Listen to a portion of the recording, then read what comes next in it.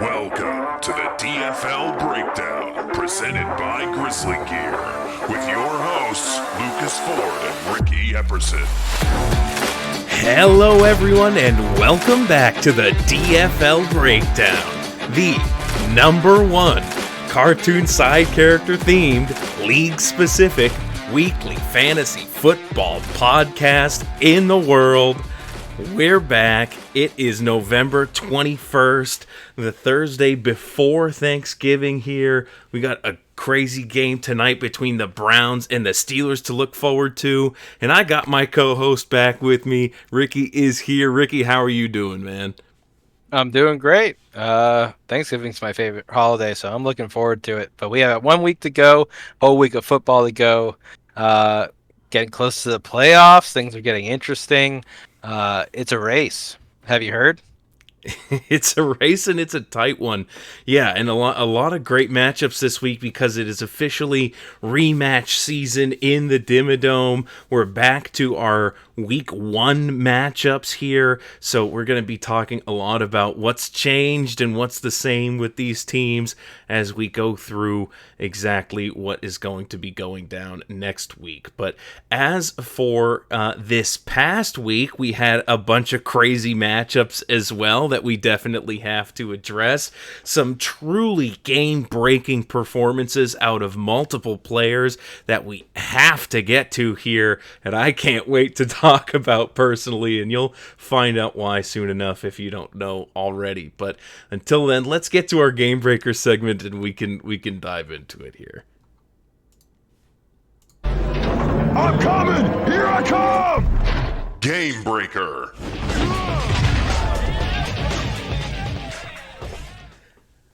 Okay, like I said, we had some seriously game-breaking performances. These could have been individual game breakers in any other week, but this week here, and we have to give it to only one player, so it is Jared Goff scoring 42.5 points for Nate this week in his win. Though, like I said, there were a lot of contenders here. I got 41.5 out of Taysom Hill. Nate also got 40 points out of Chris Boswell. Yeah, I felt like it probably could have been Taysom Hill too, but yeah, man. I mean, Jared Goff edged him out at the end there, and Nate kind of had 2 of them going for him. I also had Amon-Ra St. Brown and Taysom Hill going for me, so I got a ton of points out of those 2 guys. Chris had Joe Mixon at 35.3, so a ton of huge scores this week here, but yeah, it has to go to Goff in his game-winning performance here. So let's talk about him, and let's talk about that matchup in our score summary, and we can get right into that one here. Let's do it.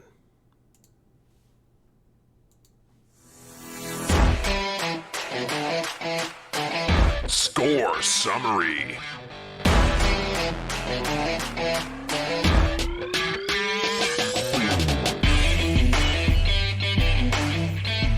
All right. So this one, it's a tough one to swallow for you, Ricky, I'm sure, but it was a loss for you against Nate because of these game-breaking performances that he got out of his quarterback and his kicker. He scored 167.78 points to your 133.68. And it really was those 2 that did it for him. Going through the rest of his lineup, you don't even see a lot of guys meeting their projections here, but getting 82 points out of just 2 players and then a good 26 out of Jamar Chase is a recipe for success. What did you think about what happened this past Sunday? Yeah, I mean, the Boswell thing really stings quite a bit. I mean, I say that the 2 guys putting up 82 is just like, damn, like it really didn't have to happen like that.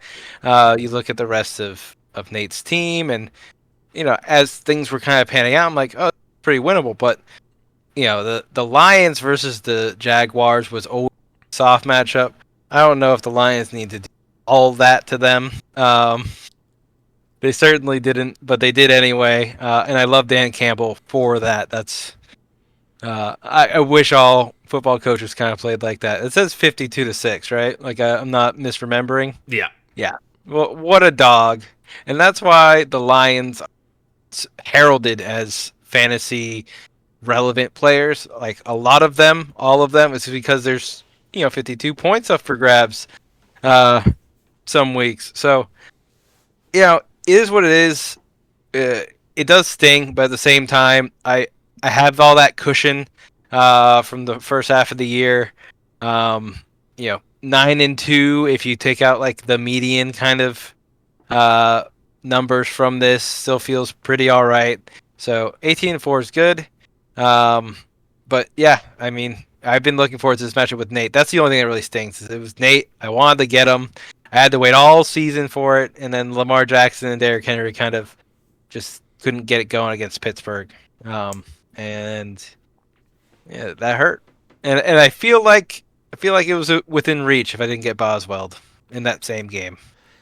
Yeah, that one game was really just the nail in the coffin for your team, putting Lamar Jackson and Derrick Henry at a deficit while also getting what it was like six field goals for Boswell, including 350 plus. So just, that's one that dashed your hopes and dreams for the week. But even though you did take home the one loss on that, you did get a median win, and you did clinch a playoff berth here. So at least for you, you can maybe hope to redeem yourself in this matchup in the playoffs if you meet again there. He does take Silver linings.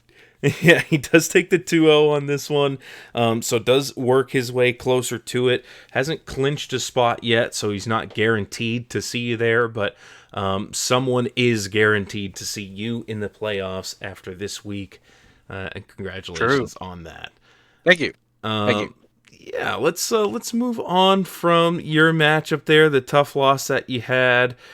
We didn't really fully go through the list there. You did have a missed field goal from Cardi that hurt you. Aaron Jones wasn't really all that great. Brock Bowers, though? Bowers scored 31.3, so that was amazing. Tyreek Hill scored his first touchdown since week 1 of the season. 7 receptions as well, so that's pretty awesome. And Jahmyr Gibbs has looked great all season and continued to do so in that game that we talked about here. But only 5.4 to Rico Dowdle, 8.6 at a Kyron Williams. Even Devonta Smith and Jake Ferguson were disappointing. Jake Ferguson got injured in that game and only left after 1 reception there. So Nico Collins in his return, only 4 receptions for 54 yards. It was just a ton of work from Boswell, Goff, and Minnesota's defense, as well as TJ Watt. God, that Steelers-Ravens game was really just depressing for you there. Him just getting so many points out of it, and you not so much. Roquan Smith got injured too. He was well ahead of TJ Watt when he got injured, but I think he could have kept the gap a bit more. I don't think it makes up for it though. I think Aaron Jones into Tennessee, I was kind of thinking like, okay, like they're tough against the run, but Aaron Jones catches passes out of the backfield, so I'll rely on that. Just one on the day, so wasn't exactly what I needed from him. He also fumbled early, and I feel like I don't know. You don't really just like sit Aaron Jones like you fumble the ball, you gotta sit. But at the same time, it's like maybe like a drive or two, right? So it's a little bit of wind out of the sails at the very least. So happy for the clinching the berth. Sad I lost to Nate after looking forward to it all season. And I think going forward, game breakers, if they're going to be quarterbacks, they should have to like beat everyone else by like at least a touchdown, 6 points. I think that's fair. Yeah, it is a little easier for them, but if it went to the next guy you were talking about, he's also classified as a quarterback. Let's go ahead and talk about him here. It was Taysom Hill, of course, which we mentioned, scoring 41.5 points for me in a blowout matchup against the perverts. I scored a league record 225.4 points versus Mike's 101, a 124-point margin for any of those doing arithmetic at home. The main thing was not only did I get all those points out of Taysom Hill, but Amon-Ra St. Brown with the 38.7, Saquon Barkley 33.8, Devon Achane 20 points. I got 26 out of Jerry Jeudy, who looked amazing in that game that they lost against the Saints. Had a huge, I think it was like a 79-yard touchdown in that one. And Ginkelberg with 2 sacks for me as well. So just a massive monster production out of everyone across the board. Tank Dell 9.8. Come on, man. Get in the zone, Tank. Everyone was doing it. And you were going into that was a Monday night game. You're going into Monday night, and you had already beaten the all-time record. I'm like, so Tank Dell just comes in and gets to pour as much gravy on top as he wants. This is Luke. Luke gets to go. This is how good Tank Dell is, God. and then he just hit you with 10 points. I was like, oh man, it could have been like 230, 240 or something. The Tank Dell victory lap could have tasted so sweet. Could have been crazy. Instead, not so much. Whatever. A little 9.8 Tank Dell cherry on top. It was a nice way to close the week out for me, to be honest. So, but yeah, I'm very happy at getting that out of my guys. Even though I got a 0 out of the Kansas City Chiefs defense, I was more than happy to see them lose on the day. So all's well that ends well on that one. Mike not so lucky in a couple ways. Not only did he go against this buzzsaw on that side, but only scored 101 points himself, so missed the median by a good mark too. Tony Pollard was a disappointment. He got okay performances out of Justin Jefferson and Zay Flowers and even Kenneth Walker, but not really what he was expecting there.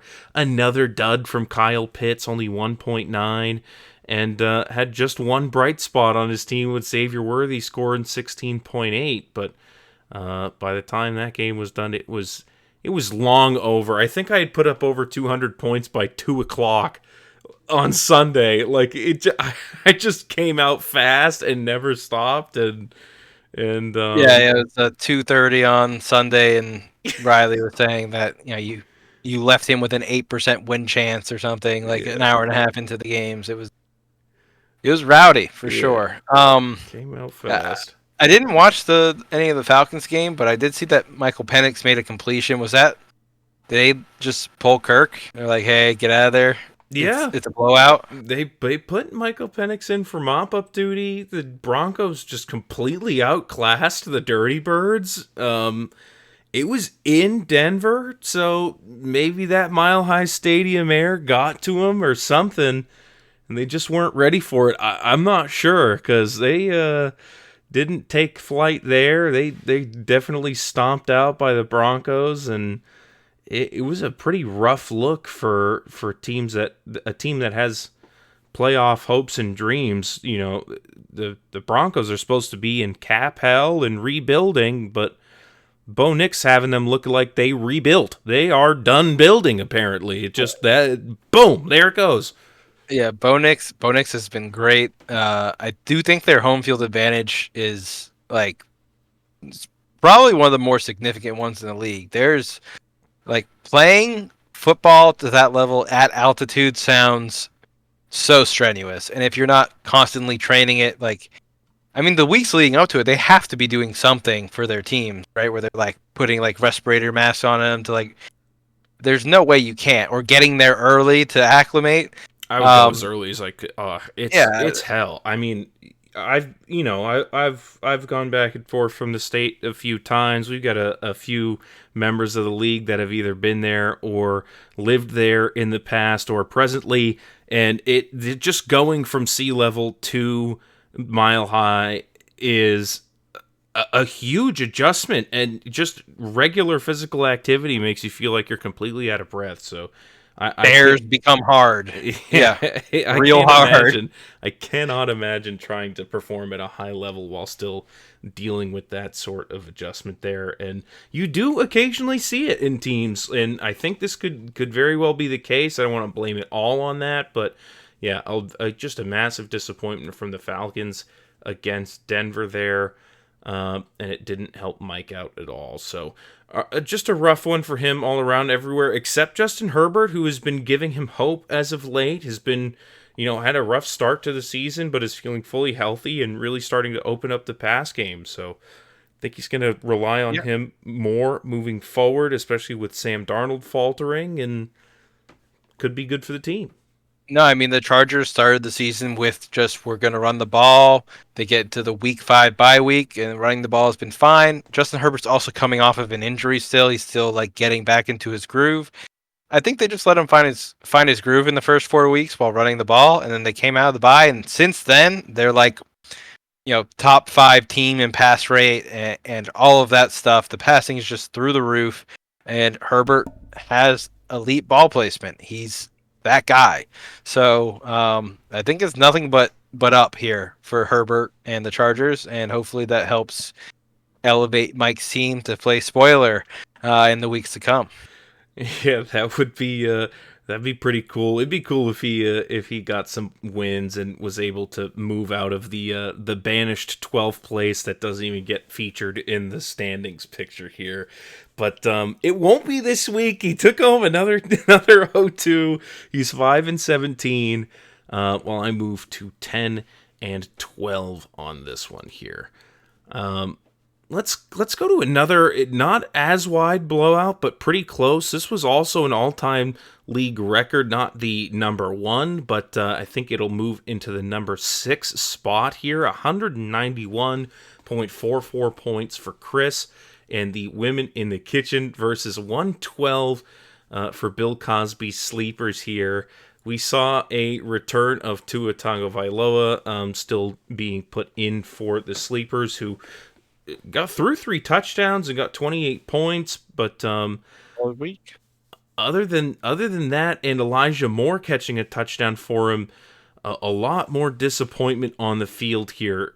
Mark Andrews doing Mark Andrews things, only 2 receptions there. 2 receptions for Travis Kelce as well. This double tight end thing has just not been working out for him this year.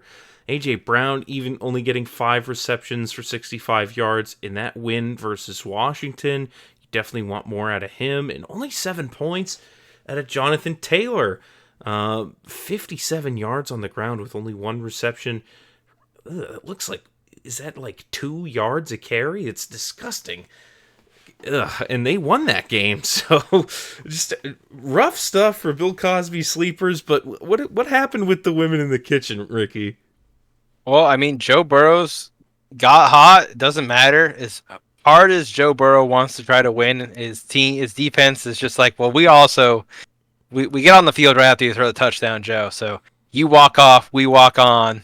And even when it's not the defense walking on the field, it's the kicker, and it's all a letdown for Joe. He said it's the most frustrating season ever. And they asked why. He said it's pretty self-explanatory. But it's got him throwing 3 touchdowns, long bombs, T. Higgins. I mean, they connected for like a 60-yard touchdown, and Chris has the stack here. Josh Jacobs, this is, one of his plus weeks.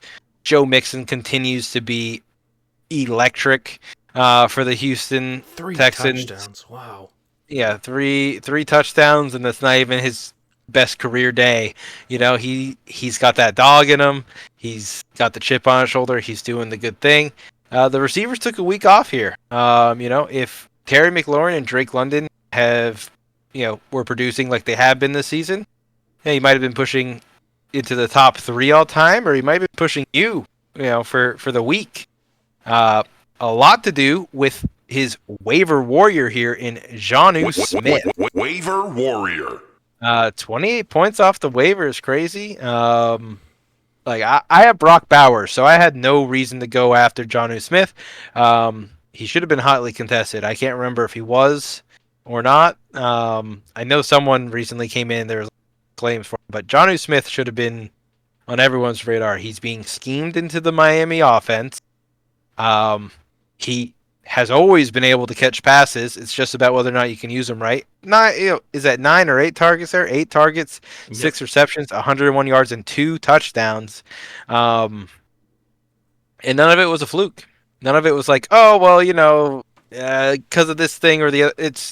That's exactly how they wanted to use them. So great pickup for Chris. I don't know if he was covering a tight end bye week or if he was just like, I need more juice there.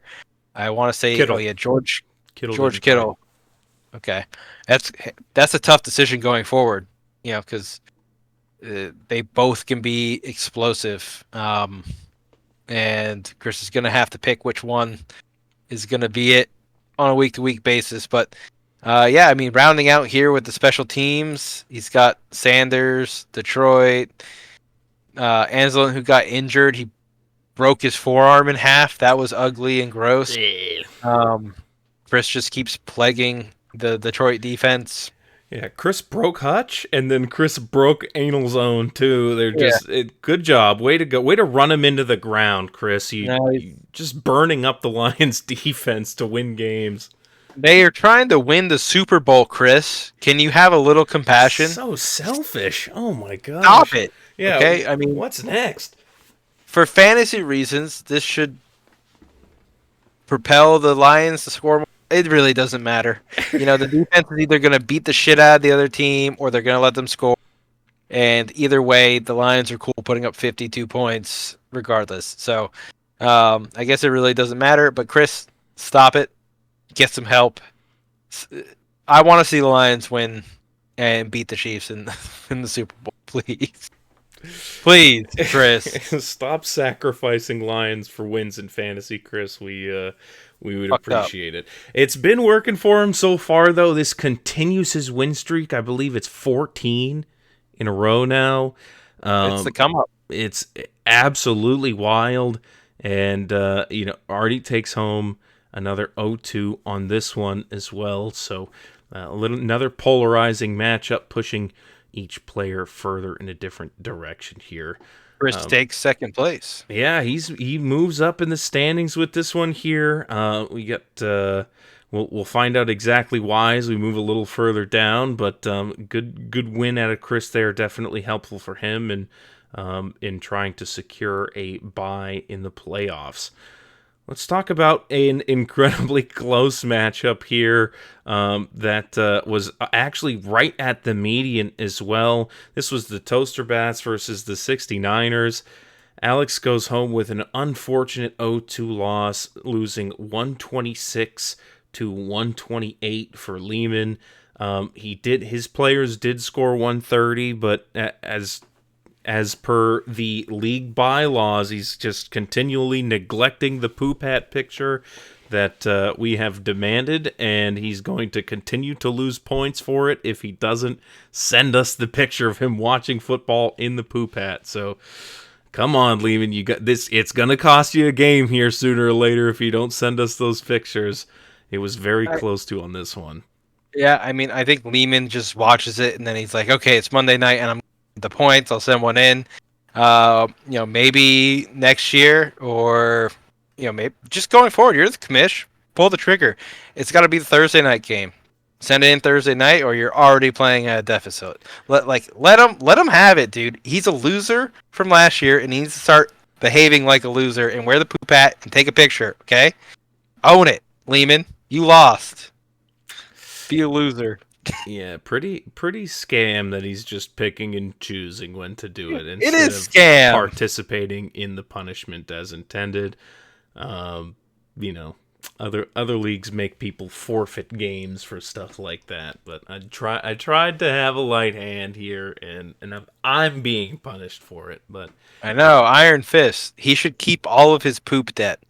The 7 points he was up to last time, it should come right back. Can't get out of poop debt. Yeah, that would have cost him a lot in this one, because he did take a 2-0 win here, and like we said, this split the median, so he was the 6th place team on the week, and yeah, it could have ended up costing him a lot more, but at least he did get 26 points out of Josh Allen. It was kind of rough to start, honestly. That game was excellent to watch, but the fantasy production didn't come until a lot later. He ran that touchdown in at the end of the game, which was incredible to watch. And that was, a big chunk of points for him there. Obviously, he needed every single one of them to get this win, including all 19 out of Chase Brown, who's been excellent as of late and really just taken over the backfield in Cincy there. And then David Montgomery with 2 touchdowns and almost 100 yards on the day there. It's just been excellent since he's got him as well. JSN has taken another just level up in his game. 11 targets on the day. It seems like he gets peppered with the ball all the time. And Ladd McConkey is really proving himself to be a reliable rookie for those Chargers here. So good win out of him from those guys particularly. D-Hop was a little disappointing. Tucker Kraft put up a donut. Tyler Bass was missed an extra point, so he only got 1.3 points there. And Branch and the Green Bay defense weren't super good as well. So it was just kind of a middle-of-the-road performance. Like we said, number 6 on the week and barely enough to take home the win, but he did it, and congratulations. Congrats, Lehman. that Kraft donut's crazy. I hadn't noticed that he put up a 0 on the week because he's been so good. Yeah, I think it was his first game back after injury or something like. Yeah, so or first game back after the bye. Yeah, I think they schemed them out. It's over, Lehman. Drop him. He's garbage. It's good. He's a bum. Yeah. Well, Alex on the other side, definitely he's got some things I'm sure he's upset about here, especially with Jawan Jennings putting up 25 on his bench. He probably wanted to try to get that out of one of his other guys that he actually started here, especially when you only lose by 2. Jaden Daniels with only 15 points. He hasn't been as hot as he was to start the last few weeks. 8.5 last week and 15.4 this week. He's hoping he turns it back around and gets back to the way he was performing before. Bijan Robinson, disappointment out of him, only 10.3 points. I really don't think Alex is satisfied with his first-round pick with the way he's been performing this year. A really good stretch in the middle, but rough to start, really low points, and right back down to a floor performance here when he needed it.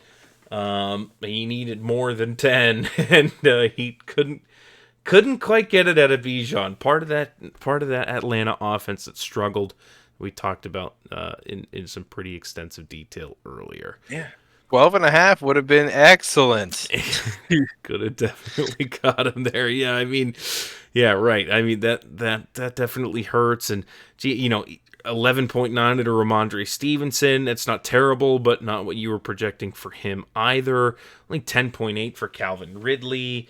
14.8 isn't upsetting for Courtland Sutton, but again, you just look at having Jawan Jennings on the bench. You're never going to bench Nakua, but I'm sure you could have made the case for Jennings over either one of these guys if you really wanted to, and that plays a part in the loss. But can't blame it on Bates. He got 17.4 for him. He's been great so far.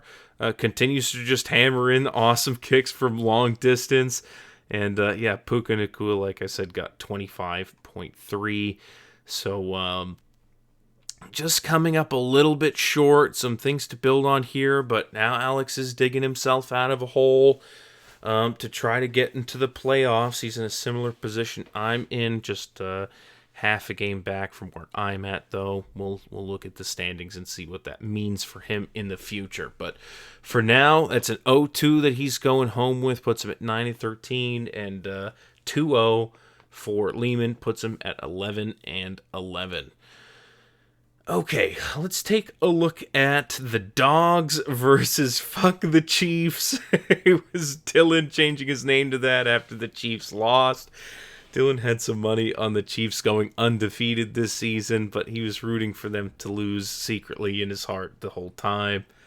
And they finally did, so he can drop the facade and really just truly embrace saying fuck all you that to the pent up Chiefs. rage. Yep, and he's changed some names on his team too to reflect that, and he's calling out Worthy, Chris Jones, Kelsey, Andy Reid, Hollywood in general, Pacheco, or maybe Hollywood Brown is maybe he's referring to there. Been on IR the entire season, but fuck him, he's on the roster. Fuck him, get him out of there. So that's just too funny. But at least for this week, it's he's taken home a win here. This one was pretty shitty to look at, though. In fact, it's our Wet Noodle Fight of the Week. if I remember correctly, looking at these, because this one is a double median miss, 114 for Dylan to 109 for the Dogs. Corey not getting great performances out of his guys.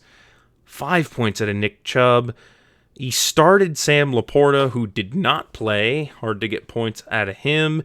And the New England defense, who he picked up this week to put in, got him -4 points. So, rough stuff there. Only half a point at a Micah Parsons.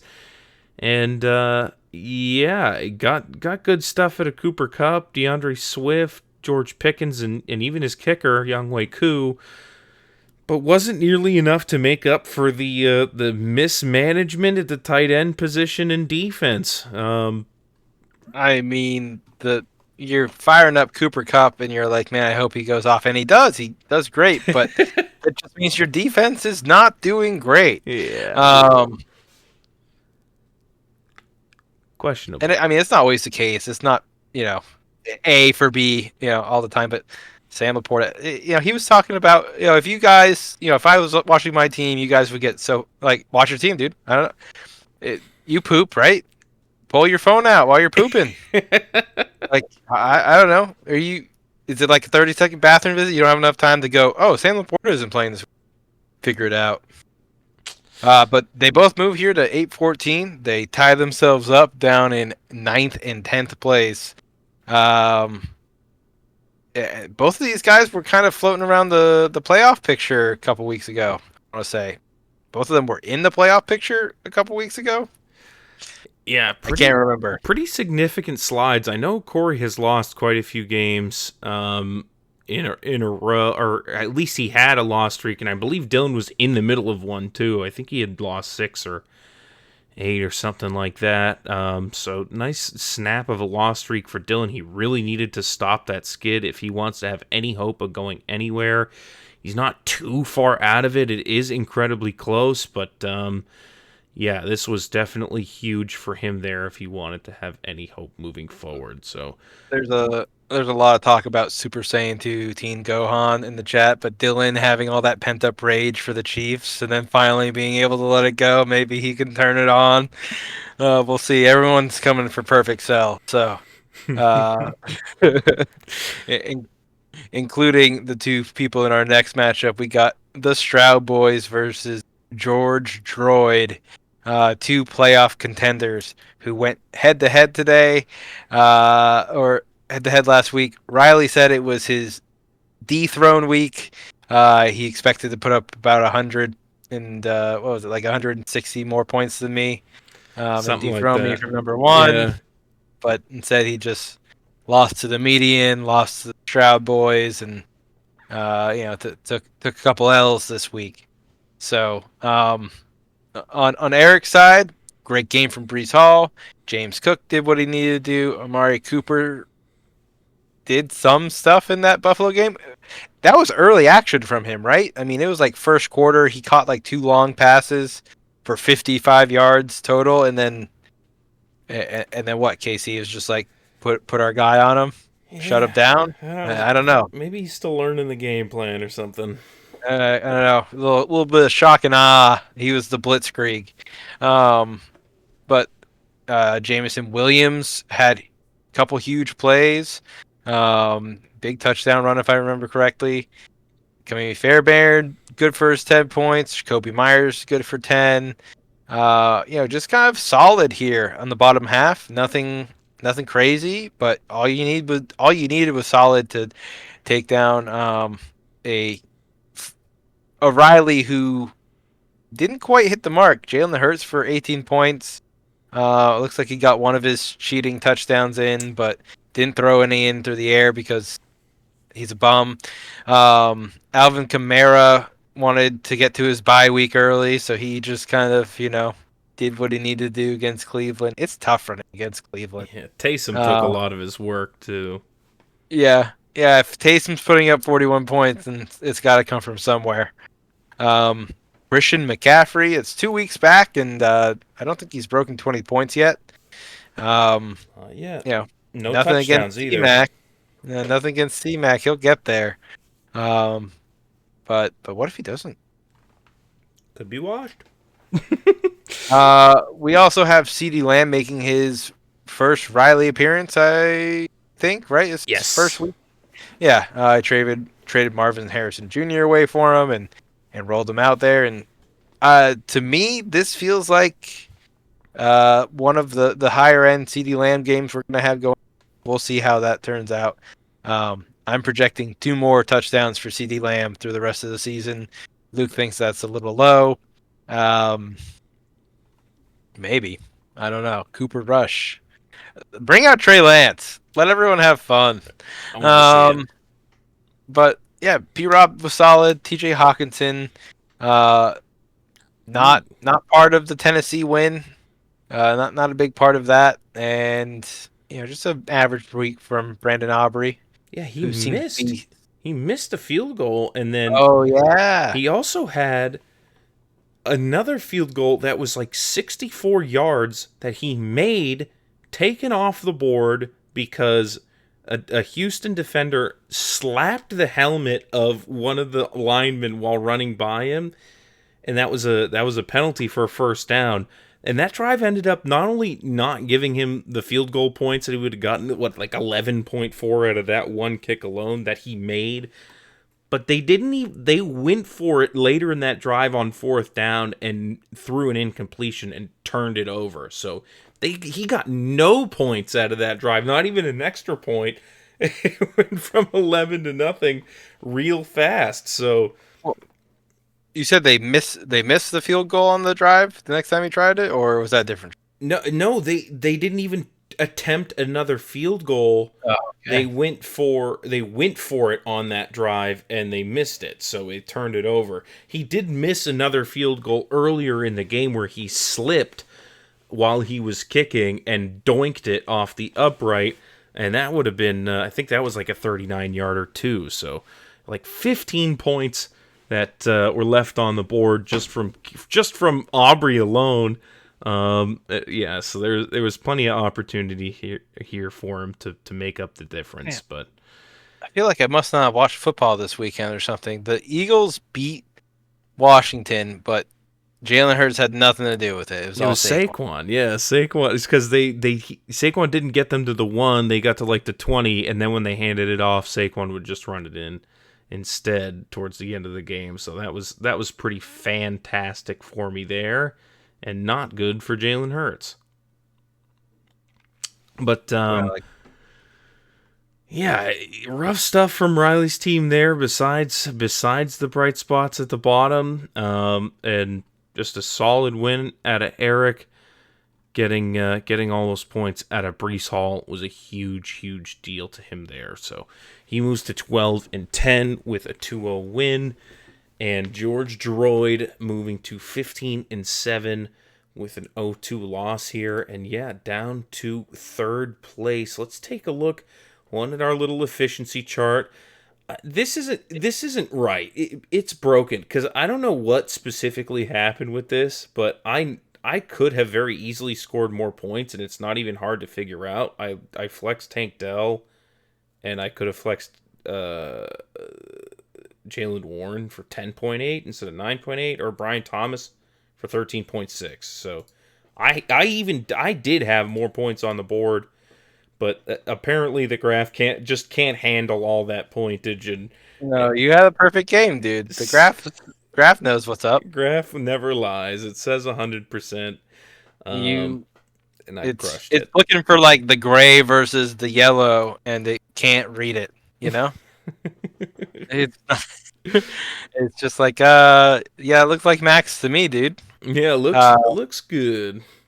Well, hey, yeah, right off the screen's crazy. that's I don't know why I did that too, because I mean I'm in other leagues and in different scoring formats. Obviously, I think you even scored higher than this in a different league that we're in this week, and the graph didn't break in that one. So I didn't look at the chart. Hold on, let me something look. is wrong, and I don't know why, but it was really funny, and I like it. I'm glad that I broke the chart this week, so makes it all that more special. I blame Taysom. Yeah, it's probably Taysom's fault. That's probably why, because it won't Oh want me yeah. to swap it around. I'm or not off something. the screen, and they're like, "Yeah, you could have scored 2 more points, you bum." I put Yeah. up 255. Yeah, see, so that's what I'm saying. I don't know why, but this score particularly broke the graphs, and that's cool. We're all better for seeing that. Yeah, rough for Alex to miss it by that much there, but it looks like Lehman's optimal lineup was better than his anyway, so can't complain about losing to it that much there. Pretty normal stuff here. You didn't see anyone miss by too much here, so pretty good there. And then let's finally get into these standings here. You're still on top, but with someone nipping at your heels here. You're 18-4. That is the women in the kitchen and Chris behind you. Only one game behind at 16-6. We've got George Droid at 15-7, only half a game behind that in third place.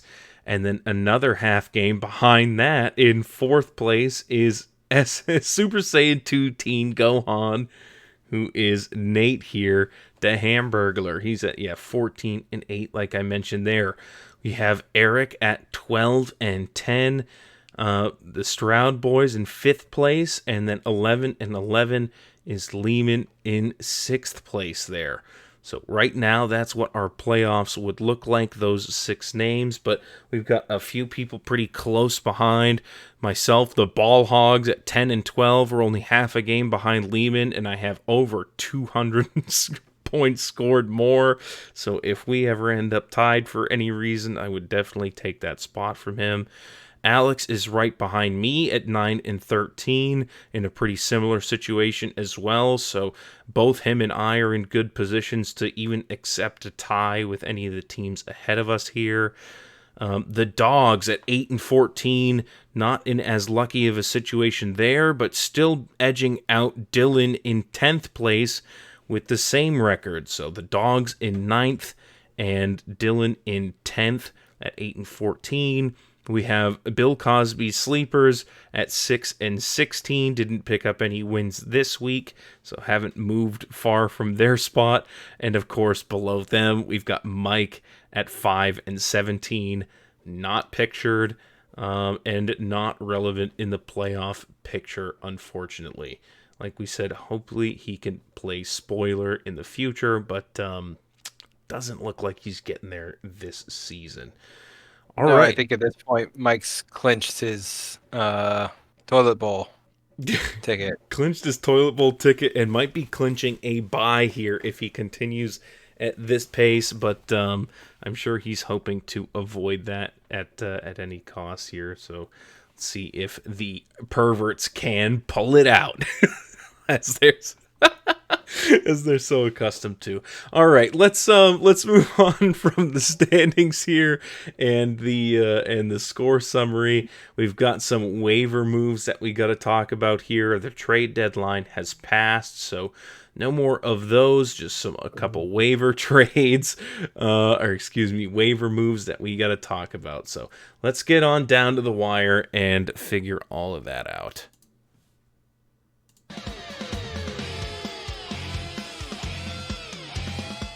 Down to the wire. Okay, these are the official waiver claims that went through. Not anything contested, but Alex making a bunch of moves himself, which I'm surprised to see. Normally, he's not the guy putting in claims. He's the guy picking up the pieces afterwards. So I don't know if maybe he just had some plans and wanted to sleep in, or for once in one weekend here during the season, or maybe he just really thought these guys were hot commodities. But Alex did pick up Hunter Henry and dropped Dallas Goedert. He picked up Brian Burns and dropped Max Crosby. Picked up Roshan Johnson and dropped Deontay Johnson, and picked up the Texans defense and dropped the Dolphins defense. So Deontay Johnson's out there. Yeah, Deontay Johnson been dropped. He's been not productive at all since the trade. So Alex is sick of waiting for it here, and he is out there available to be claimed. Max Crosby as well. I think he had a couple down games. And Alex is trying his luck with Brian Burns instead. And Dallas Goedert at one point was the tight end one this season, and now he is on waivers as well. Hunter Henry is his choice there. Speaking of hunters, we've got Danielle Hunter being added for Chris off of the waivers there. He dropped Anal Zone after his arm snapped in half. We'll see if Daniel can stay intact for Chris here, and if he decides to stick with a Houston defender, or if he ends up switching to Kirby Joseph at the last minute for his good luck Lions. Do you think anywhere at any time Will Levis has been picked up and Tom Brady was dropped for him ever? I think that might be a one-off, Luke. I think you alone own dropping Tom Brady for Will. I think that's a world first. Congratulations. It could be a unique waiver claim for sure. I picked up Will Levis in exchange for Tom Brady. Look, I still had Khalil Herbert on my team, and I think he got 0 snaps or something like that. And I was like, all right, I don't need this guy. So I dropped him, and I picked up Tom Brady because it was after most people had played. It was only like the Monday game that was left. So I didn't really want anyone from the Cowboys or Texans that was available. And I was like, well, I can just fill this spot with anybody right now and fill it with Tom Brady because, he's a good locker room guy. He's a minority stakeholder in the Ball Hogs organization. He was on the roster for the 225. Never forget it. Yeah, he was there. He was there for it, and had to put the GOAT in just to give him the acknowledgement. But he's out now, and I wanted to pick up an option for the Week 14 bye for Drake May here. Will Levis is playing the Jags that week, so could be pretty good for him. Might be his best game of the year, like it has been for a lot of other quarterbacks. So that could be an option. And I picked up Tommy DeVito as well and scammed him into my IR slot. And so I've got both of those guys kind of waiting in the wings, and we'll see what ends up happening with that. But Will Levis added to the team. I think there was a couple other moves here. Yeah, this was just some free agency stuff. You and I talked a little bit about Trey Benson before the episode here. You mentioned that he's been ramping up a little bit, and you were interested. Yeah, so he's been efficient on the ground. He's looked good when he does touch the ball. His snap count is kind of varied throughout the season, whatever, but James Conner has never played an entire season, ever, in his entire career. It's like 7 years at this point. Never gone all 16 or 17 games. And right now he's sitting at 10, and I'm just like, he might get up to 11. He might get to 12. But I don't know. So I think by the time playoffs come, there's a good chance James Conner is injured. And if he's not, then he's not. You let Trey Benson go. But I think he becomes a league winner down the stretch if James Conner. It's possible. That could be one of those waiver claims that people are clamoring to in a week or two when James Conner stubs his toe or something along those lines. And yeah, you got to him early here, so we'll see if that ends up panning out for you with that extra depth at running back. He also went out and picked up a new kicker, Seibert, who you said was injured and possibly looking at trying to get back into kicking here. So he'll kick this week, and if he doesn't, then I don't know. We'll see. Maybe I'll mismanage my roster. Uh-oh. Well, we'll see what happens with that. We'll see. We got the Buccaneers defense going to Dylan. He made a little flurry of moves here to change around his kickers, special teams, defense sort of stuff. Buccaneers going to him. TJ Edwards, I think it's TJ. Yeah, whatever it is. And Cameron Dicker getting added for him. He dropped Quincy Williams. He dropped Evan McPherson and the Jets defense there. So just a little bit of restructuring for the other side of the ball for him, his defense and special teams there. I think you picked up a defense after I took this screenshot here. I don't think too much else has been moved around.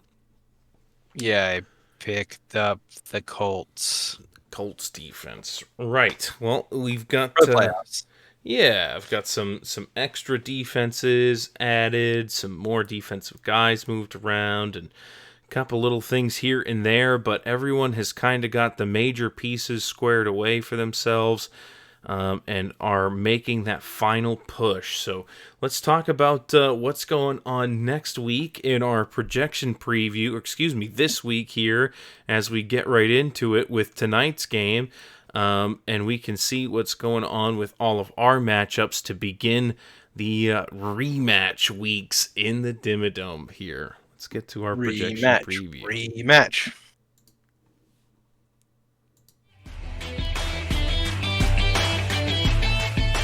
Projection preview.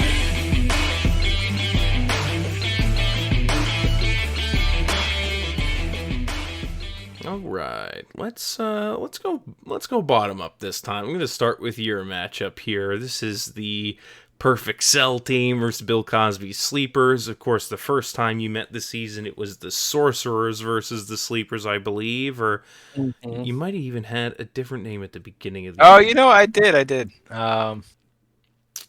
Whatever it was, I didn't like it very much. So, well, you changed it. You've changed it since then. You've changed it a few times. You've landed on this one, but speaking of changes on the team, there's definitely been some things that have moved around for you guys here. One of them being you got Jahmyr Gibbs going in this one, which you definitely didn't have before. Tyreek Hill is a big part of this matchup for you here on 1 o'clock as well.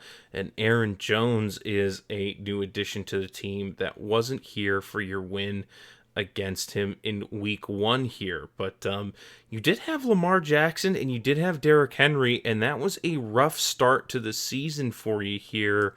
Do you think it's going to be another tough matchup for them there against Artie this time, or how do you feel about what's going on with these ones? So yeah, it's the Har Bowl, the Monday night Ravens versus Chargers in L.A. I'm interested to see what that looks like. Two brothers squaring off. I'm sure, has it happened in the NFL? I'm sure it has. They played in a Super Bowl against each other. Oh well, that's fucked up. This is peanuts then. But yeah, no, Derrick Henry got off to a slow start, and he made a note even early in the season. Okay, that's not the start I wanted. The numbers weren't terrible. It's just not what Derrick Henry wanted to do, and since then he turned it on. I don't know. It's going to be a big game, big Monday night game. Hoping for some fireworks there. I did not have Jahmyr Gibbs in week 1, like you say. I had Demont, who put up plenty of points for me. I'm hoping the Lions running backs continue to do so. I mean, week 1, it was two big median wins. I think we were like maybe the top 2 and 3 scorers on the week, I want to say. So it was a high flying affair week 1. I had Cup then. He put up 32 points for me. He had AJ Brown, who did well for him and probably earned him the median win.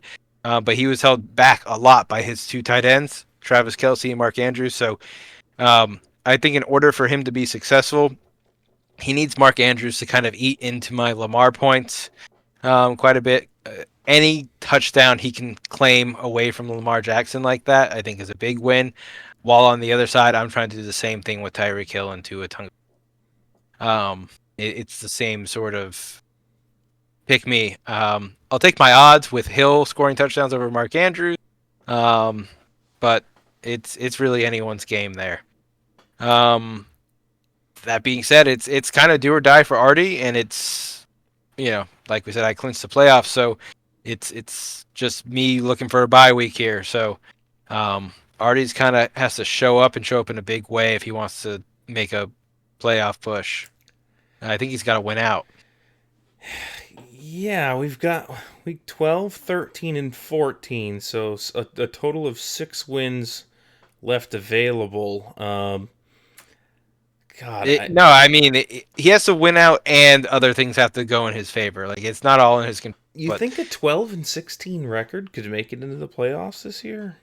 I know the guys that are floating around there now are around 11s and 12s and stuff. So I think if one of those teams loses out and everyone else kind of cannibalizes each other, the top keeps. I don't know. I don't know if it's mathematically possible. I think No, you're right. I mean, but it could if yeah, what 12 wins is in fifth place here, so it's not fully out of reach for him here. Gosh, I guess by that logic, there's got to be some pipe dream there for Mike where he could even get there as well. But I mean, yeah, and the way matchups line up, it could be mathematically eliminated. And I don't mean I'm not going to go through all those hoops and jump through it for Artie. I've done it for my teams in the past. I've done entire Excel sheets of like, well, if these people win and these like, I've done all of that to try to chase the playoff dreams. It worked out for me one time, not last year, the year before, I want to say, in the dome, but um, it's really tough. So yeah, he could come in here and play spoiler, at least get even on the year. I think that's what makes the rematches kind of fun and exciting. Is that, um, you can at least say, hey, you didn't 2-0 me this year. I got mine. Yeah, see you next year here. But yeah, it's the first rematch that we've gone over, and it's gonna be a blast. yeah, I know he's hoping for a bounce back week out of Jonathan Taylor, but it's versus those Lions, so that could be a daunting task. He's got Alexander Madison going against the Broncos, another interesting wrinkle there that's not normally favorable for the running back in question. And Elijah Moore going tonight against those Steelers. So we'll see if that happens for him. Jake Moody was a huge part of his week 1 win, which I'm not sure if we touched on or not here, but he's still on the team, still kicking for the sleepers, and Artie's hoping for another big performance out of him as well. Through injury, through adversity, Jake Moody prevails. It's still here. Crazy. I like Elijah Moore rest of the season at this point. Him with Jameis has, they've really started to sync up. Jerry Jeudy too. The entire Cleveland Browns have been a lot better with Jameis Winston. But Pittsburgh is a tough fucking matchup, man. And I don't envy it. Denver's a tough matchup too. He's got Madison going. I also have Brock Bowers going. At least it's not at altitude. So hopefully it's not too much of a shutdown there. Other than that, I think the rest of my matchups are pretty good, pretty solid. So I'm hoping to just kind of keep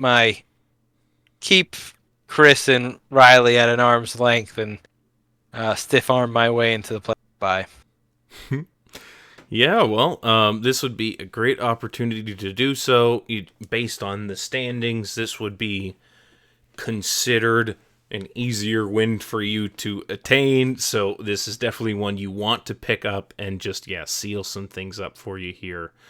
And like we said, already having a big chance to shake some things up and make a last-second push here. But let's move on from that matchup and talk about the Stroud boys versus Herbert the Perverts. We talked about the number 1 versus the number 11. Let's talk about a number 12 seat right now versus the number 5. Right now, Eric is projected to lose, but that's because he's got some holes to fill. His IDP is on bye, and he has no running back right now in his second slot. There are rumors that Isaiah Pacheco will be back this week and can be activated back off IR for Eric, and it might also be the return of Mike Evans this week, who's sitting on his bench right now, but may be slotted in instead of one of these 3 guys, maybe Keenan Allen, or whatever the case may be there. So some projection bumps can definitely be coming, but that injury news is not finalized yet, and it can be a fickle thing. So we'll see if those guys do end up making enough of a recovery to play, and if they do make it into the lineup for the Stroud boys here. But Mike has a big opportunity. He's waiting on those guys because everybody else for Eric is on bye. James Cook, Breece Hall, Amari Cooper, Evan Ingram. His defense, even his backup quarterback, is on bye. And like we said, his IDP as well. So may definitely have to make some moves. He's going to at least have to trade that guy out to have a chance of winning this week, because Mike is no pushover. He does have the Freiermuth available for Kyle Pitts, so he should be projected for more than 106. Should be projected for about 110, 111. Roma Dunze is also back off bye, so he could start him, though Xavier Worthy into Carolina is probably an excellent matchup that you're looking to exploit. And he's going to be waiting until Monday night to see his Ravens defense play in that Harbaugh Bowl we talked about. And that could bring home the matchup for him there. But it'll get off to an early start regardless with the Pittsburgh defense here. I doubt Eric's going to do anything to change that. That's a great defense to be running, especially against a struggling Cleveland Browns. So we'll see how many points he scores tonight with that one here. But you have any key takeaways from this matchup here? Oh, yeah. I look back at week one. Eric took the win 158-107 against Mike. It was Stroud outproducing Herbert by 10 points, 22-12. It was a down week for Mike in the wide receiver department. His running backs hadn't really got going yet either. And Eric's team really flourished in week one. But this is Eric rolling out his B team here. He is vulnerable. He's weak. This is where Mike can come in and play spoiler. I think it's a fairly easy one, easy one to go get. Obviously, anything could happen on any given week. His B team could go out and break a record. He could put up 230. Who knows? But I think that Mike can come in here and put up a strong performance, and just with like a median type performance here, or even like just below median, I think that he might be able to down a bye week Stroud boy. But interesting that the two quarterbacks are back playing against each other. Same wide receivers for Mike, Zay Flowers and Justin Jefferson returning. And on the other side, it's a real scramble for Eric. So it's going to be interesting. Eric's looking to really solidify his playoff run, and Mike is playing for honor at this point. Yeah, it'd have to be some crazy mathematical miracle, 1% something, if Mike still has a chance here. But this one could be for revenge and a better chance to make it out of the toilet bowl, even if he doesn't make the playoffs.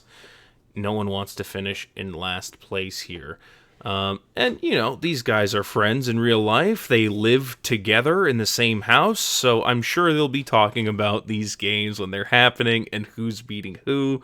I don't think Mike is going to take it easy on Eric for any reason this week here. So I expect to see Freiermuth put in and some good projections out of Mike, and we'll see what the news holds for Eric on this one while he tries to defend his playoff spot here. Let's talk about the Dogs versus the 69ers. This is a matchup where I know there was a lot different in week one. This was a matchup that the Dogs won. It wasn't necessarily a high-scoring matchup, if I remember correctly, but 129-108. Yeah, so a pretty much a stinker. It might have even been the wet noodle fight of that week, but things have changed here. Alex's team has been fully, completely, and totally reconstructed. There isn't a single player that's going to be starting for him this week that started for him week one. And he's hoping for a different result as well. It's the 69ers in name only, as they've been ship of Theseus out of there, and it's been reassembled into a new team, hopefully better and stronger and capable of taking down the Dogs. Jaden Daniels versus the Cowboys.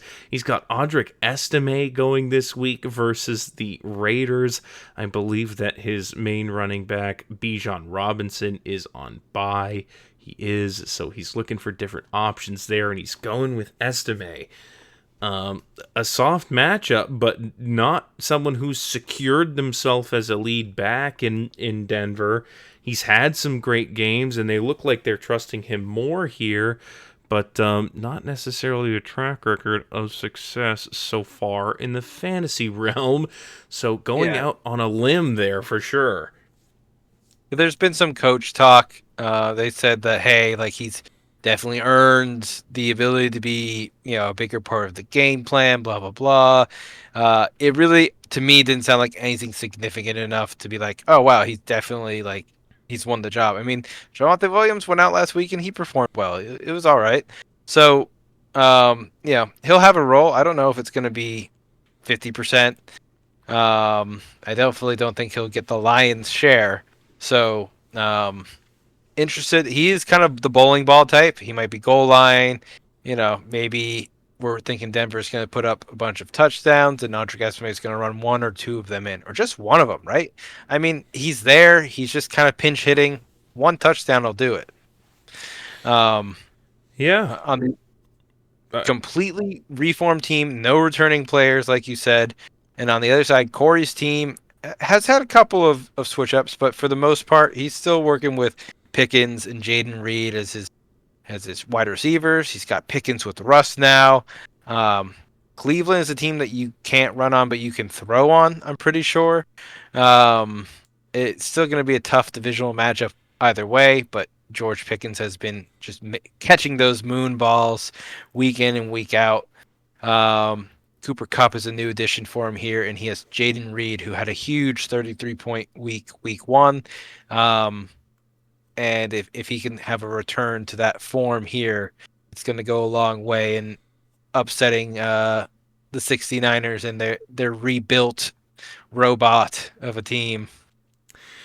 Yeah, it could it could be an upset for that team for sure, but it would be the same old result for the Dogs, at least this season, taking down the 69ers. He would need to replace his kicker, Younghoe Koo is on bye as well.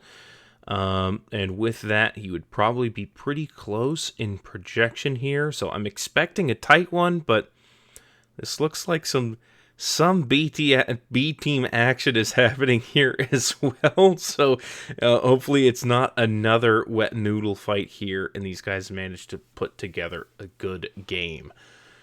But speaking of good games, this is one that is also projecting to need some assistance getting there. You'll notice that we got a big ol' empty slot here for the Toaster Baths versus Dylan and the Fuck the Chiefs squad. That is his quarterback. He has currently 0 options for a starting quarterback. And needs to look elsewhere to find one because he doesn't have one on his bench, and Josh Allen is on bye. So he's projected to lose by a wide margin, as would most teams that don't have a starting quarterback. We'll see if he picks one up. I think that there's some options on the waivers that are just open and available for now. But, breaking news, Lucas. Uh-oh. Dylan has noticed that Josh Allen is on bye and there's no other options for Lehman. He has gone ahead and grabbed Caleb Williams and Anthony Richardson off the waiver wire and added them to his roster. I think that leaves him with the likes of Gardner Minshew, Bryce Young. No. There was one other. It's going to be a Jameis Winston week. He's got to pick him up now, or he's not going to have the opportunity.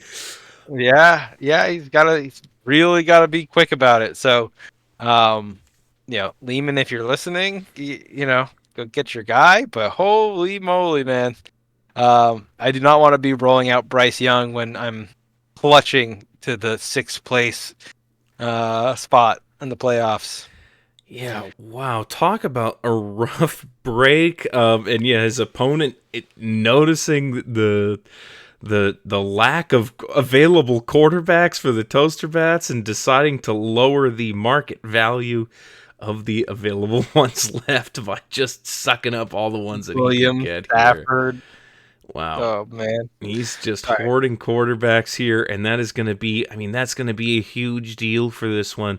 Like you said, he's holding on to that 11-11 record, that sixth place playoff spot here, and Dylan looking to change his fate, to turn things around and get it going again back in the right direction, doing whatever it takes to get there. And I love to see it. I think that's just good play, man. You gotta go pick up your guy if you got that big of a hole. At the end of the day, the entire game, the entire fantasy football game is managing rosters, right? You're not out there catching the ball, you're not throwing the ball, you're not running the ball, you don't score the touchdowns. You just manage players, you manage guys, and you either win or lose by doing so. So if Lehman's falling asleep on the QB wheel, he's thinking, yeah, I'll go grab someone, whatever, and Dylan's kind of been like, oh, an opportunity. It's definitely a way of kind of scamming a win out of Lehman, but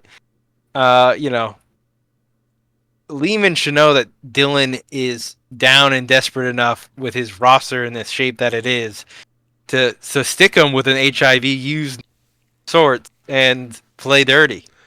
Yeah, Dylan's wow.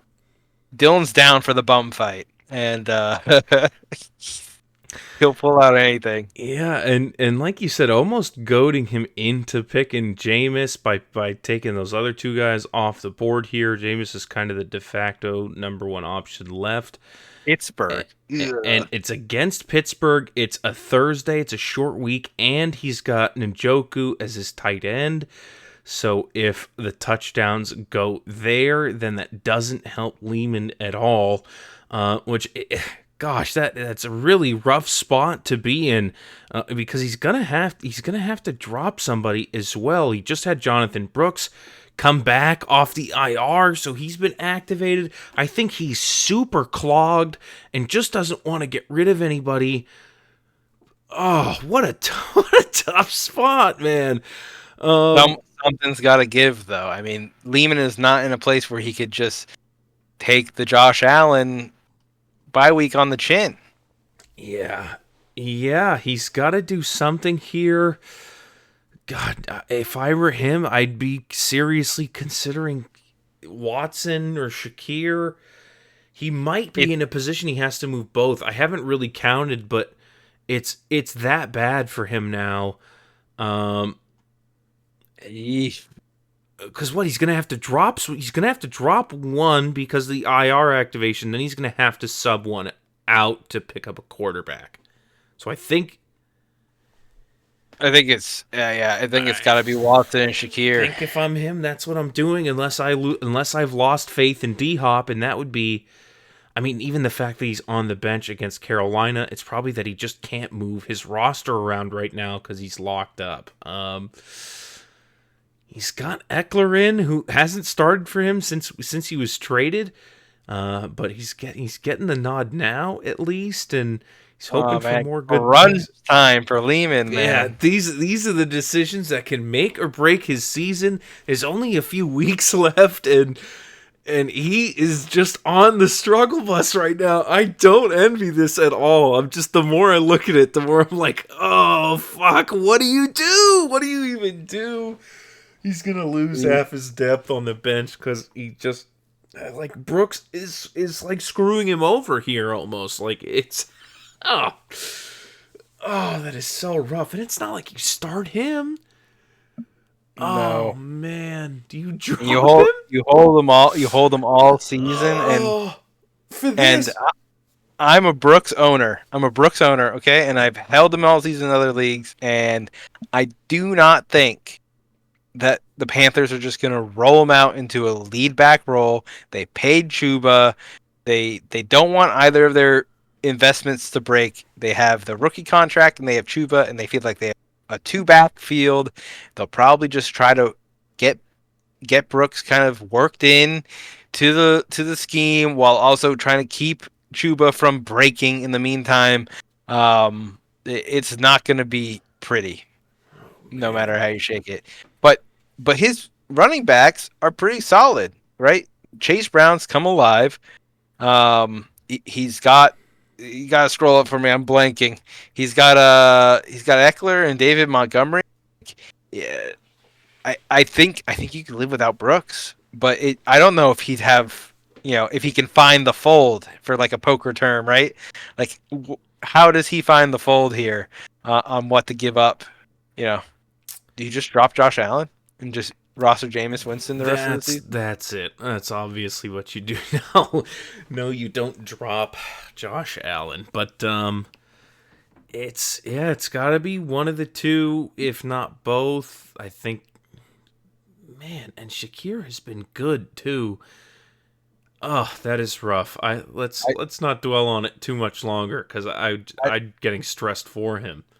Yeah. On the other side of this, we've got Baker Mayfield into a New York Giants defense, a team helmed by uh, Tommy DeVito. Tommy DeVito. Tommy Oh no, Cutlets. man, that's not good. I should know those things. And then, Rashad White, kind of that same thing. The New York Giants defense has been pretty all right. It's at MetLife, but I think the Bucks can kind of overcome that. They've been pretty solid. DK Metcalf rolling out there for the first time in weeks. J.K. Dobbins against that Baltimore team. That's rough, but maybe the run game becomes a feature in a runner versus runner type head coach matchup. Jalen Waddle could heat up any week now. You never know. And like you said, he's got that Njoku blocker. So plenty of danger on Dylan's side, for Lehman to be stressed about. And Lehman's almost in the opposite. Like, Dylan had the room to drop some guys to pick up those quarterbacks. And Lehman's on the opposite end of the spectrum, where it feels like you're just giving away free value. I don't know. All these guys are definitely better than what's on waivers for sure. Whoever he drops is going to absolutely get snatched up. And Dylan's mad genius, because if he picks up Jameis, then he gets locked into his lineup, and then Dylan's free to collect some of anyone he drops. Drop those quarterbacks. Yeah. Oh. Yeah, that is. Oh, this could be a devastating week for the Toaster Bats. Man, that is a sucker punch, a haymaker to throw at Lehman. What a headache. All right, we got to move on. I'm grinning ear to ear because that's just crazy. Yeah, that is some crazy stuff, and definitely a cool little wrinkle of what's happening this week here. Let's talk about the Women in the Kitchen versus Super Saiyan 2 Teen Gohan. Nate versus Chris here. Chris has some buys that he's dealing with himself, and some different guys are gracing the lineup for him. Oh, one last thing we had to mention. Both these teams are completely new teams. Oh, right? Yeah. From week one, we talked about Alex's team being fully reconstructed. Neither of these guys are going to be starting a single player that started for either of them in week one. So this matchup is really just the managers butting heads again, hoping for a little revenge. For Lehman, if I'm not mistaken, right? Dylan won week one. No. Lehman put up 133 and Dylan put up 66. Ooh. Right. I think Dylan improves here. I'm going to go out on a limb and say that Dylan does better this week, and I think that Lehman has found himself in a spot that, it's not like his starters are in jeopardy here. He needs to cut bench guys to get the quarterback in there. I don't think he can win QB lists, so it's tough, but it's going to be a different result for sure. 133 to 66 is not happening again. Yeah, hard to get lower than one of the all-time lowest scores in the league here. But okay, let's get back into Nate and Chris. I did just want to mention that. I was reminded of it because of the similarities and differences in this matchup for these two guys between now and week one here. Week 1, Chris had a pretty rough week from Joe Burrow, and he's not going to have Joe Burrow at all for this one here, going with Bo Nix because Joe Burrow is on bye. Chris picked him up on waivers last week, I believe, in anticipation here. So this could be a big move for him. Bo Nix has been scoring a ton of points as of late. 37 points just this past week. That's not the first time he scored over 30 this year. So been coming into his own, and Chris is hoping for another one of those for him here. Jared Goff only scored 13 last time. And this was the beginning of Nate's disbelief in Jared Goff after the draft, where he changed him from Dome God to Dome Bum. He's just of now because Nate tried to make a sentence out of his nicknames and did them somewhat out of order, so it doesn't say anything legible or sensical in any fashion here, but his name is Of, and he's going to be projected to score 17.6 points against the Colts. There's a lot of reasons why I do want that to happen here, but not because I necessarily want Nate to win. I'm just definitely invested in some lines of my own. Let's see here. We got Jared Goff going against the Colts. He's also got James Conner going against the Seahawks. This was one that I believe James Conner did pretty well week 1 for him here, and was a big part of that matchup. But, the Seahawks, I don't know if there's anything special about their defense. They're certainly beatable this year. They're kind of a middle-of-the-road team, so could be another one that he does well in. Kyron Williams, though, would definitely love to get back to his early season ways. He's been struggling for a little bit the last couple weeks, not scoring nearly as much as he was in the beginning. 3 weeks without a touchdown for Kyron. It's a Yeah. drought. It's a little bit But of a is he drought. going to bring the rain this week? Let's hope so. Big return for Nico Collins as well, who popped off in week 1. These guys really need to put up for Nate. Chris hasn't lost to many teams this year, but Nate is one of them. So if Nate can double down and really kick his ass again, then put him right where he belongs. Let's get another 40-point Boswell week going. Let's Jared Goff. You were talking about Jared Goff, and it reminded me because we looked at some of these numbers beforehand. He put up 2 11-point games before last week where he was the game-breaking 42-point guy. Shout out to Nate for being like, hey, 2 11s in a row. Do not care. Give me Jacksonville. Give me the Lions in the Jacksonville. And he collected. And that's great management. So shout out to you, Nate. But let's keep the streak going if you want to knock the women down and keep me in first place. If you want to knock women down, then definitely keep me. All right. We'll find out about Chris Boswell tonight in that Browns matchup that is happening here. So exciting to see. Hopefully a big start for Nate if he is going to win this one, or I'm sure Chris is going to be biting his nails every time they line up to kick with the uprights here, but he doesn't TJ have... Watt as well. Yeah, Nate has TJ Watt going in that one. I was going to say Chris doesn't really have much or anything invested in that game besides, wishing poorly on his opposition there, but he will be waiting until Monday to be getting Quentin Johnston to go for him. I don't believe any part of that Monday game has made it onto Nate's team here, so we should see Nate come out to an early lead and then Chris working to catch it and surpass it as the week of football goes on here. And Quentin Johnston, really more of a desperation move for him. Not only is his quarterback Joe Burrow on bye and T. Higgins is on bye with him, but it's also the Dirty Birds bye week that we talked about. So no Drake London for him either, who's been a staple of this team so far here. So, yeah, he's got Wandale Robinson, Quentin Johnston, and Terry McLaurin, who he's been just really leaning on here and hoping that he'll do well for him. The return of George Kittle as well, with Jonnu Smith now riding the pine after that 28-point week. Didn't seem to be a hard call for him at all. It's right back to the tight end one, George Kittle. He's not the tight end one. Get the fuck out of here. What is he, a tight end 2? I'm pretty sure he's a tight end 1. No, he's tight end 2. He got dethroned by your boy Brock Bowers. Put up 30 points and absolutely crushed them.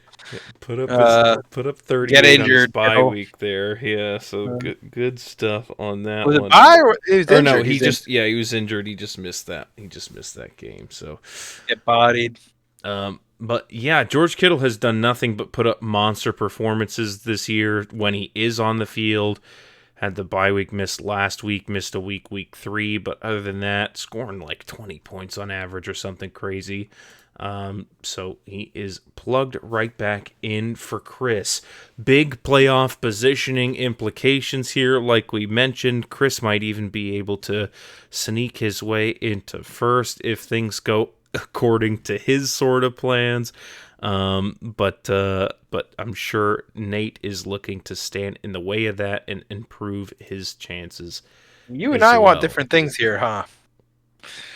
Nate is still somewhat attainable for me here, so I would like him to lose. I kind of, at this point, you, Riley, and Chris are far enough away from me here where I would prefer you guys to just keep winning and keeping the rest of the people down. But I have to beat Riley here, and you're hoping for Nate to beat Chris. So I mean, it really could go a multitude of ways here, but yeah, it's this one. I mean, and it's 50-50 in the projections too. It's really this one's an interesting one to watch and means a lot to a lot of people here. So cool. You know what we can agree on, Luke? We want a wet noodle fight. Give us the wet noodle, guys. Hey, there we go. There we go. Well, no. No, because that if they're not getting the median win, then that means other people below them are getting more wins, and I need the people around me to lose. I want them to take as many losses as they can. We want different things in all aspects. You and I are enemies. Different things. I'm sorry about it, but let's talk about what I want specifically here, and it's not about other people's matchups. It's about my matchup here. I was the number 2 scorer week 1, and George Droid was the number 1, I believe, or pretty close to it. And I want some revenge here. I want to take him down. I want to score as many points as I did last week against him, and and show him I mean business. He's been in here talking a lot of trash about my fantasy football skills and takes since he's joined. And always holds it over my head that I haven't made the playoffs. So I'd like to take the first step in proving him wrong by taking a win off of him here. I got Draker Mayfield. I got Drake May going against Miami here. That should be a tight divisional matchup. I love watching Drake May play, and he's beaten his projections every time he's finished a game, I believe, which is awesome. Yeah, well, not against Chicago, but he did enough there, so that's fine. But, yeah, I'm still firing him up. Will Levis didn't come off the waivers to replace Drake May, just to fill in for him when he's not here. Of course, I've got Saquon Barkley going, but he's also got Jalen Hurts. We'll see who's stealing all the rushing touchdowns in this game. I really hope it's a Saquon Barkley week and not a Jalen Hurts week, because that would be very, very hurtful to my chances. And then I've also got Devon Achane in that same game against Drake May there. So I'm going to be super keyed in on that AFC East matchup. I already talked about wanting the Lions to win. Amon-Ra St. Brown is a big part of it. Would be great for me, and also bad for Riley, who's got Downs going here. And that wouldn't be conducive to him scoring a bunch of points if the Colts get shut down. Zaire Franklin, I also want to just get dunked on constantly for that game there, so he doesn't score a lot of points. And I'm just hoping Brandon Aubrey doesn't kick a bunch of 50-yarders here, so that should be interesting as well. I mean, I'm also assuming that Van Ginkel is going to be getting in on Caleb Williams, whose O-line just lets him down every single week. So it's I have faith that Van Ginkel is gonna, if he's been getting sacks, and I think he has, I think that'll continue here. Yeah, I mean it's time to put up for you or down and get relegated. It feels like if you think that if you take an 0-2 loss here this week, same boat. How does he? Sorry, How does he get there? you cut out a little bit there. Oh boy. But it this is it, Luke. You gotta go get the playoffs. I like your playmakers on your side. I think they have upside that isn't even really reflected in their points there. And on the other side, it definitely is going to come down to who's getting the goal line carries. Christian McCaffrey, a bunch of touchdowns out of somewhere, B. Robin to Dallas is tough. Like there's adversity over there. But he's coming off a down week. Maybe that continues. Washington has been surprisingly adept on defense. And I think Cooper Rush is going to get absolutely eaten alive. So I almost view the Cowboys as kind of a non-threat. Obviously, CeeDee Lamb's still going to get 10 to 12 targets and catch like 7 of them at least. But I don't know. Josh Downson is Detroit. That's crazy. Best of luck to you. We do want the same thing here. We're going back to your first week. Like you said, you guys are very high scoring. Is 168 to 142. You were numbers 1 and 3. That's what it was. Bring in Drake May. You had a 30-point week from Anthony Richardson week 1. Drake May needs to put something up like that. We got Aubrey with no Dak, and the